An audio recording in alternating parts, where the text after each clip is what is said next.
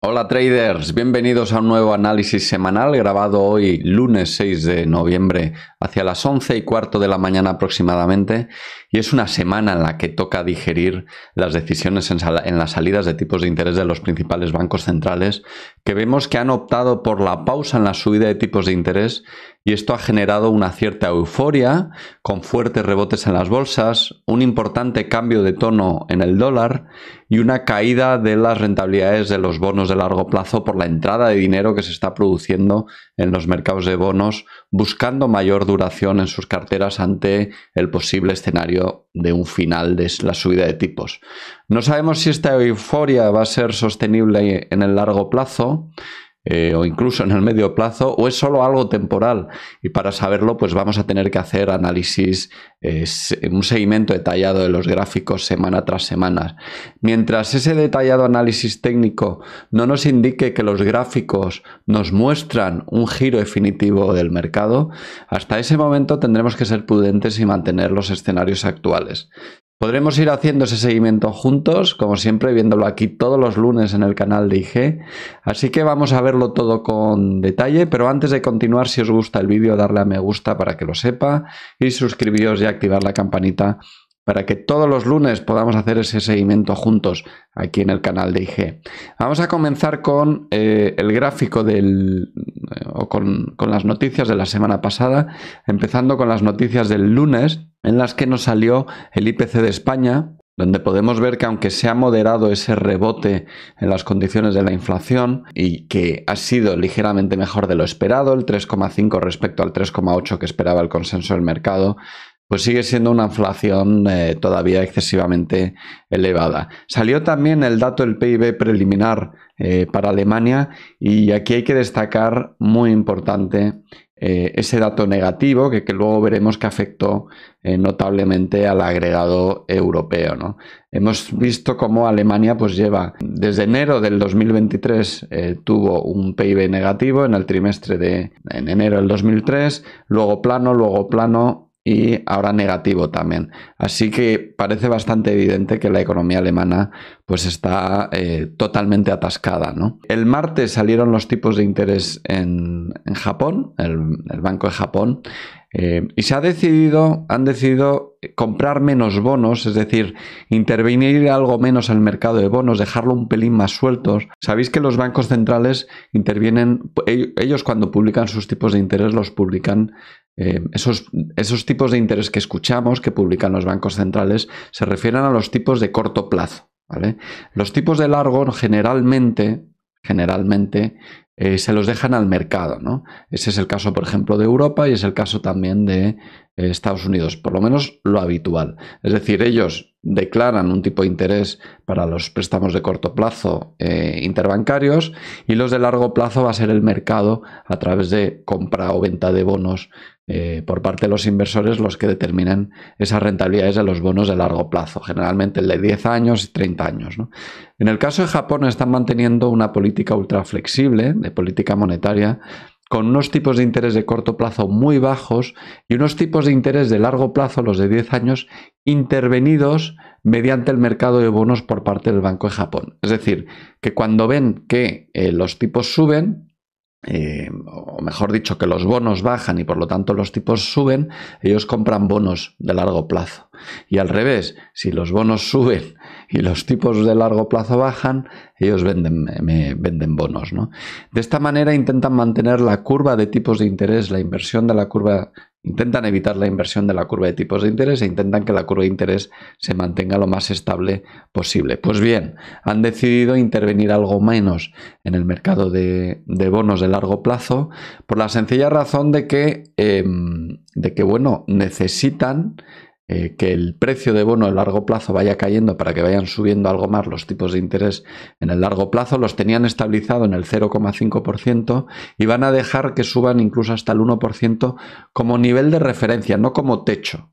No va a ser el 1% un techo, sino va a ser un punto de referencia.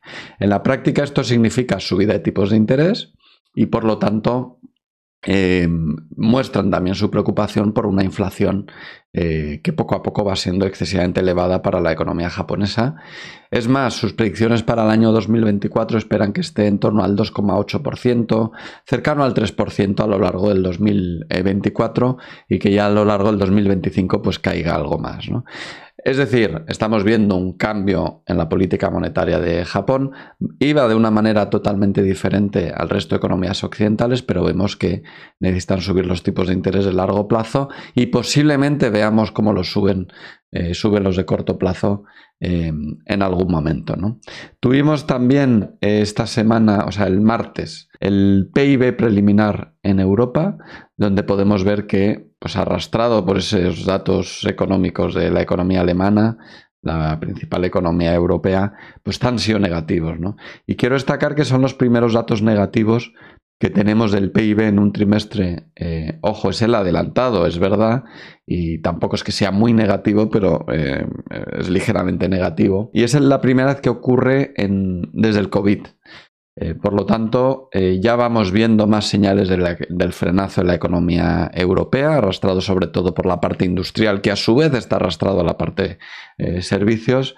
Y esto parece que va a ser la tónica para los próximos trimestres. Ese día salió también el Employment Cost Index, que ya estuvimos explicando la semana pasada, que es un índice que mide el coste de la fuerza laboral en Estados Unidos, y aquí podemos ver pues esa subida que hubo en los últimos años y cómo poco a poco se ha ido moderando, ¿no? ¿Qué más tenemos? El miércoles tuvimos, muy importante, la salida de tipos de interés de la Fed, donde vemos que por segundo mes consecutivo han pausado la subida de tipos de interés en el 5,50%.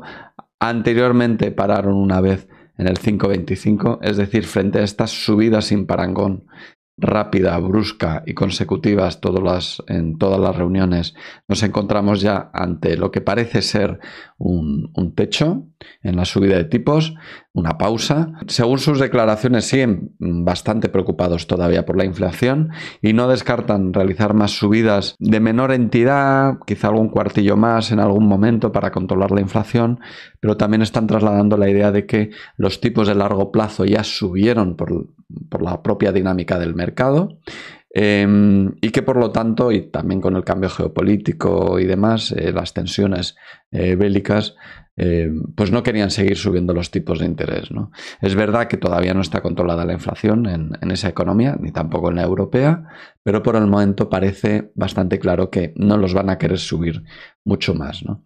Eso ha provocado cierta euforia, luego lo veremos en los gráficos, donde podemos ver que el dinero está entrando otra vez en renta fija, por lo menos en el corto plazo. Como decía en mi introducción, ya veremos si va a ser algo de largo plazo o solo de corto plazo, y en renta variable, ¿no? En renta fija tiene una explicación sobre todo técnica, y es que cuando se llega a un techo de subida de tipos de interés, los bonos que se compren en ese estado de tipos de interés en el futuro van a valer más dinero, porque si en el futuro los tipos de interés comienzan a bajar, esos bonos tendrán unas rentabilidades menores o un interés nominal, digamos, de bono, de cupón, menores que los actuales, y por lo tanto los actuales subirán de precio, ¿no? Esa es la razón por la que por primera vez en muchísimo tiempo la renta fija vuelve a ser interesante para las carteras. Anteriormente eran más bien un lugar donde proteger el dinero con rentabilidades incluso negativas, o bien por normativa, por las normativas bancarias y financieras por las cuales había que mantener parte de los balances de los bancos en bonos.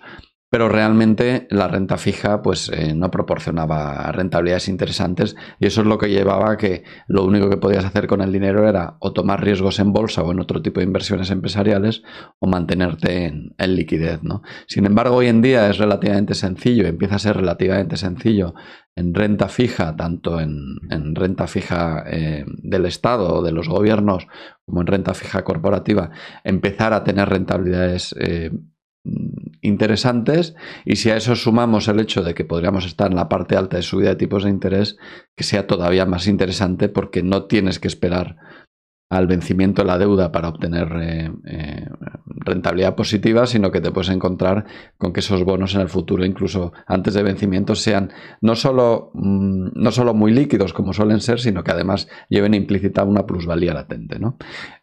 Así que estamos viendo entrar ya el dinero en renta fija. Y eso nos está llevando a una dinámica más normal, ¿no?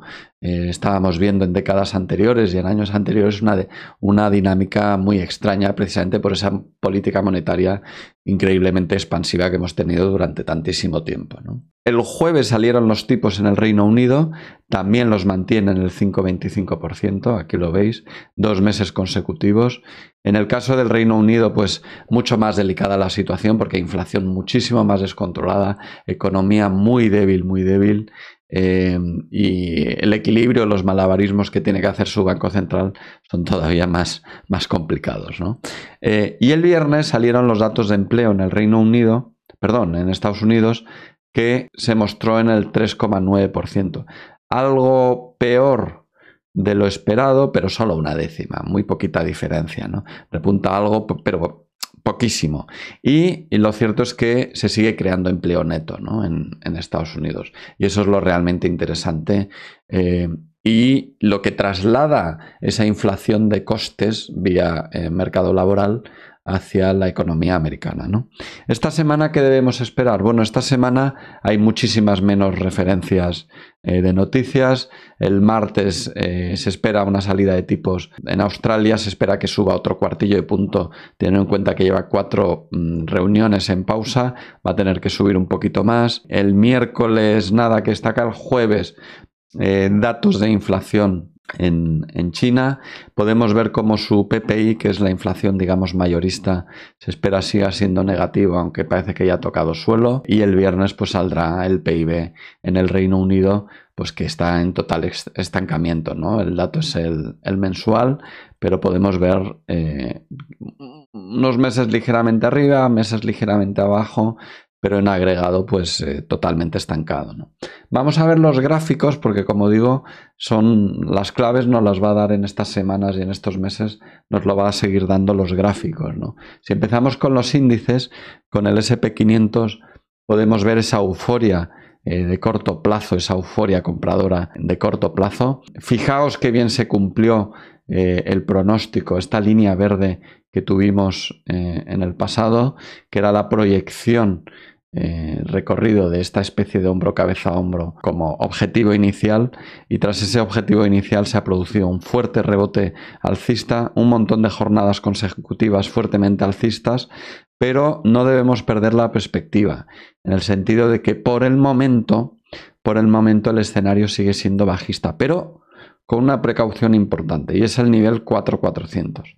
Este nivel, el 4400, si lo recupera el índice, podríamos estar viendo la construcción de un escenario alcista. Tiene que recuperarlo, ¿vale? Si mientras no lo recupere, el escenario bajista seguirá siendo el predominante. Mucha precaución porque en estos giros de mercado, estos momentos de euforia pueden arrastrar y hacernos perder la visión de medio y largo plazo.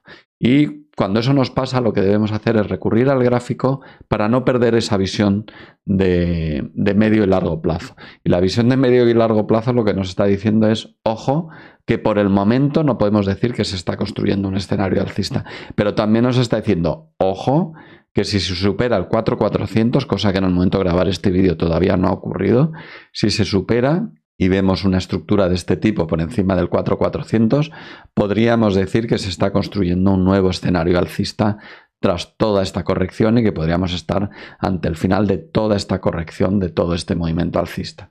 Con el Nasdaq nos ocurre un poco lo mismo, solo que, bueno, con una corrección mucho más plana. El nivel a vigilar en este caso es el 15.300 aproximadamente. Si supera el 15.300 y realiza una estructura de este tipo, por encima del 15.300 se estaría construyendo un escenario alcista. Mientras tanto, sigue bajista. Con el Russell, un escenario mucho más negativo, creo que deberíamos ser más prudentes y pensar en un nivel por encima del 1800 para pensar la construcción de un escenario alcista. Ese nivel está todavía algo más lejos y mientras tanto el escenario bajista sigue vigente. Europa, Vamos a verlo comenzando con el DAX. Sigue el escenario netamente bajista y el 15.500, este nivel del 15.500 sería el que marcaría un posible escenario alcista si lo supera y construye un escenario de este tipo. Mientras tanto, sigue bajista.